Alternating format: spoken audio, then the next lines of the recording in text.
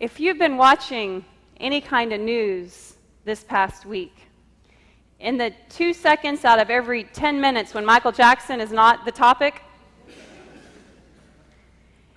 you might notice that if Jesus came on this earth today, we might ask him for a different kind of miracle besides feeding hungry people. It might be that instead of performing a miracle around multiplying food, we as a nation might ask him to perform a miracle around finding a solution so that health care is accessible, affordable, sustainable by all interested parties. The tension in the scripture this morning is the same one that is facing us as a society around this dialogue of healthcare reform. Deep down, there is a basic fear within us, and maybe it's an American fear, maybe it's just a human fear, that if we feed someone once, they will be dependent on that food, and then they will learn how to stand in line for the next second meal rather than use that energy to go out and make their life sustainable. And then that will recreate a drain on resources, and all of a sudden someone's universal human right to health care then becomes a burden on the rest of us. So what is this tension about? The tension is part reality. I mean, when people are hungry, they will look for their next meal. And this isn't the kind of hunger that you're going to feel in the next 20 to 30 minutes as your stomachs begin to think that it's lunchtime.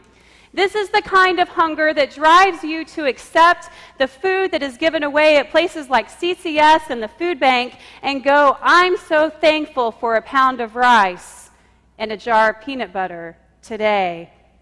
It is Maslow's hierarchy that you cannot move past physical needs when physical needs go unmet. So part of the tension today is reality.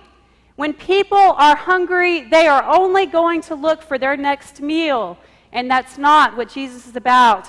But part of the tension in the text today is about fear.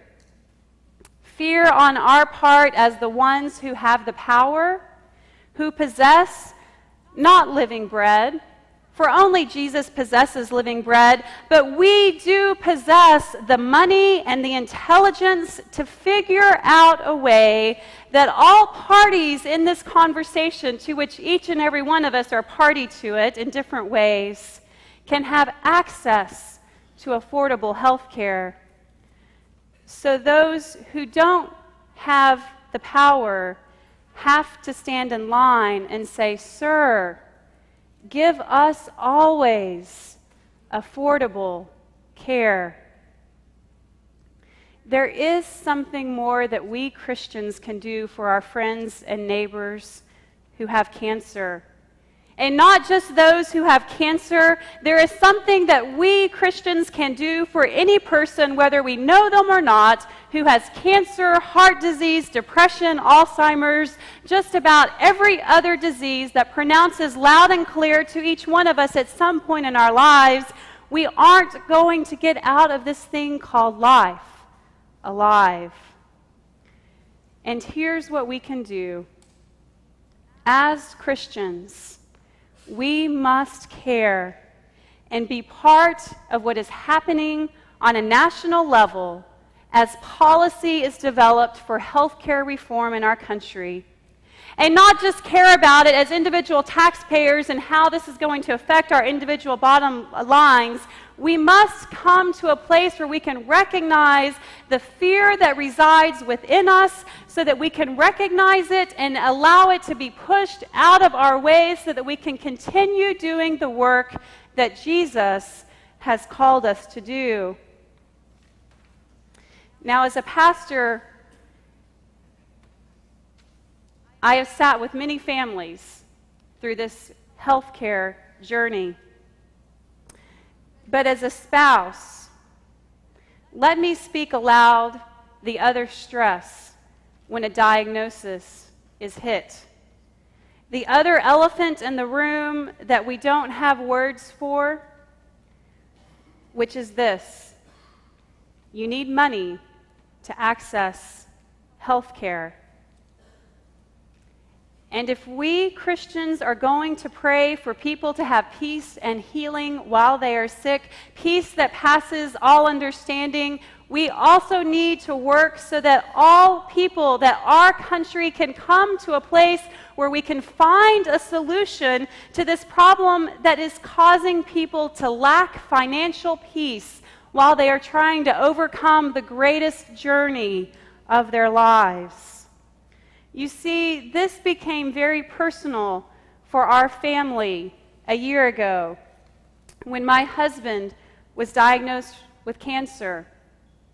And I will never forget the day that we met first with the oncologist, and he gave us an overview of all of our options, about a 1-hour session.